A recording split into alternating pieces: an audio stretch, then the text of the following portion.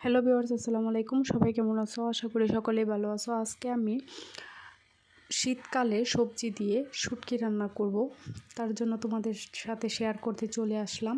তো আমি এখানে নিয়েছি সবজির ডাঁটা, ডেঙ্গা, তারপর নিয়েছি হলো ঝিঙ্গে, তারপর নিলাম আলু। এখন আমি একটা কড়াইয়ে তেল বসিয়ে দিয়েছি, তার মধ্যে দিয়ে দিয়েছি পেঁয়াজ এবং রসুন। এখন আমি কিছুক্ষণ ভাজার পর এখানে শুটকি দিয়ে দিলাম। তারপর আমি এটাকে ভালোভাবে ভেজে নেব। তারপর দিয়ে দিব অল্প পরিমাণে পানি। তারপর দিয়ে দিচ্ছি লবণ, মরিচ, হলুদ। এখন আমি এটাকে ভালোভাবে কষিয়ে নেব। দেখেন ভালোভাবে কষানো হয়ে গেছে। এখন আমি একে একে এখানে সবজি দিয়ে দিচ্ছি। শীতকালের এই সবজিগুলো দিয়ে শুটকি রান্না করলে আমার কাছে খুব ভালো লাগে, তাই আপনাদের সাথে শেয়ার করতে আসলাম।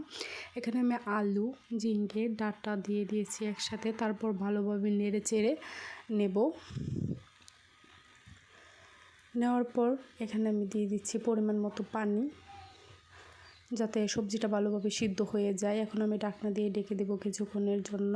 তারপর দেখেন এখানে আমি দিয়ে দিচ্ছি কাঁচামরিচ, যার জন্য ফ্লেভারটা সুন্দর আসবে। তো আমি ঢাকনা দিয়ে ঢেকে দেওয়ার পর দেখেন শুটকির তরকারিটা ভালোভাবে হয়ে গেছে। এখন আমি এখানে উপর দিয়ে ধনেপাতা ছড়িয়ে দিলাম।